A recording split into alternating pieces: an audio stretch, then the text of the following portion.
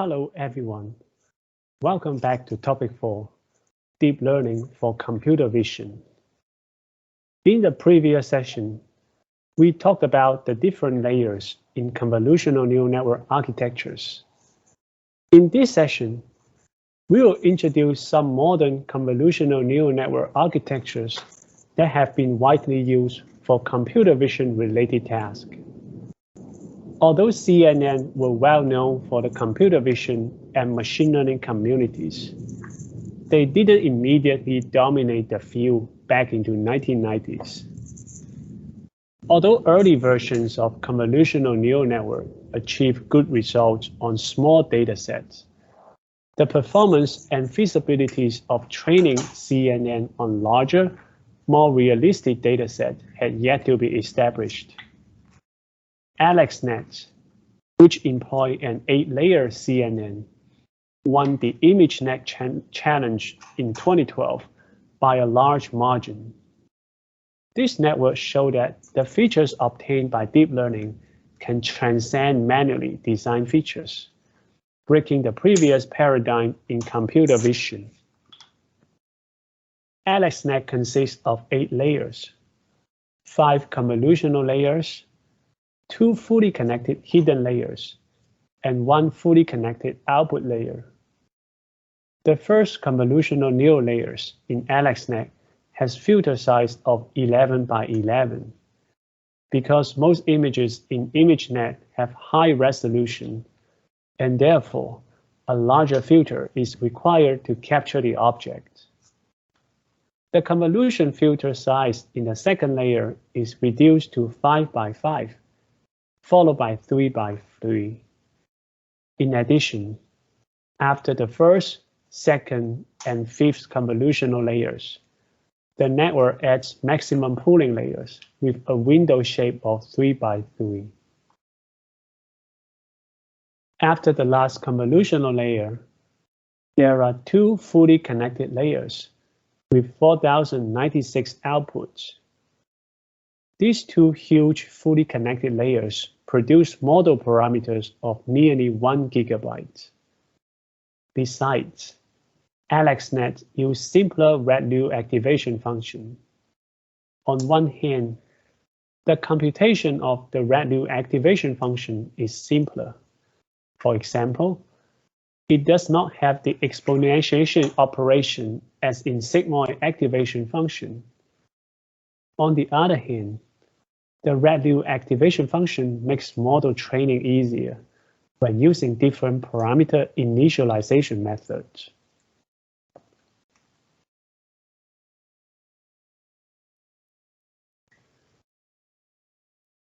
The second model architecture is called VGG. VGG are deep convolutional network models, either with 16 layers or 19 layers. These models were shown to provide excellent accuracy on classification and localization tasks. The network consists of a stack of convolutional layers, followed by 3 fully connected layers with a final 1000-way softmax.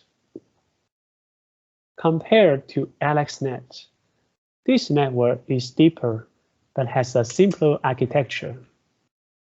The same structure is used for all the convolutional layers, with filter of size 3 by 3. Similarly, for all pooling layers, max pooling was used with 2 by 2 window. As the network gets deeper, the height and width go down by a factor of 2, while the number of filters goes up by a factor of 2. The simplicity and uniformity in construction are among the nice features of this network. The total number of model parameters is calculated to be roughly 138 million.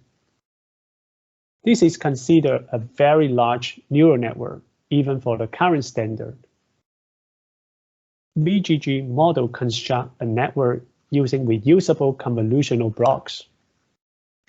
Different VGG models can be defined by the differences in the number of convolutional layers and output channels in each block. The use of blocks leads to a very compact representation of the network definition. It allows for efficient design of complex networks.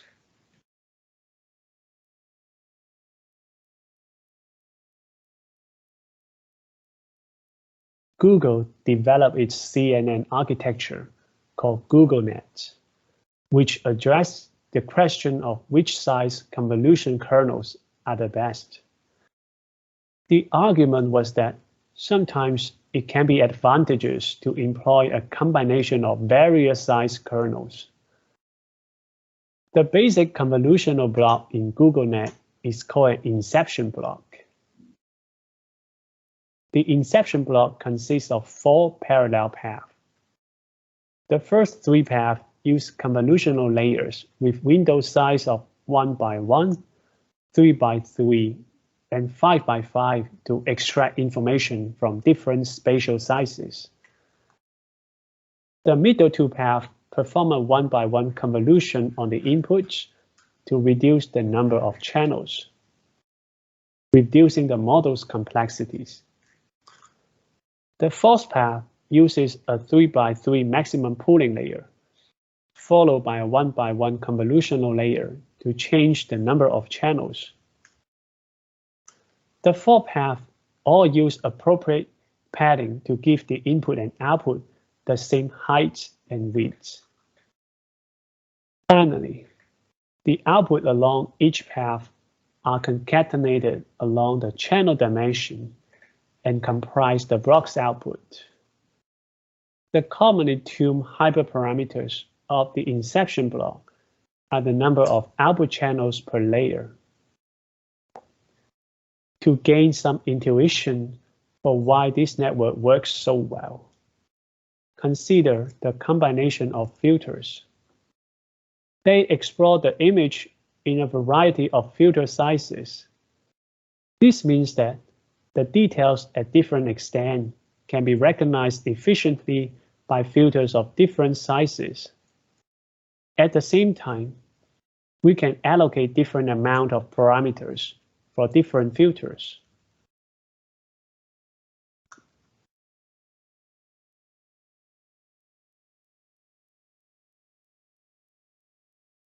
Lastly, we are going to talk about another convolutional neural network architectures called residual net. When we are designing a very deep convolutional neural network, sometimes they will fail due to the vanishing gradient problem. The problem of training very deep network has been alleviated with the introduction of this neural network layer called residual block. The most important modification to understand is the skip connection, identity mapping. This identity mapping doesn't have any parameter and is just there to add the output from the previous layer to the layer ahead. However, sometimes X and Fx will not have the same dimension. We call that a convolution operation typically shrinks the spatial resolution of an image.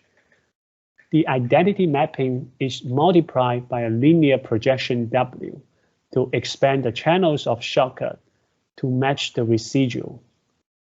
This allows for the input X and Fx to be combined as input to the next layer. The skip connection in ResNet solves the problem of vanishing gradient in deep neural networks by allowing this alternate shortcut path for the gradient to flow through.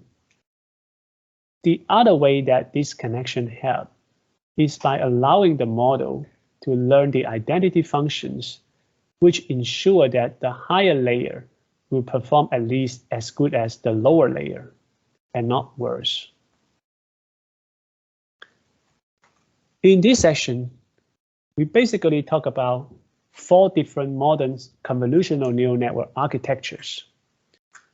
And these network architectures have been widely adopted in computer vision related tasks. Hopefully, you'll be able to utilize this architecture in the future deep learning task.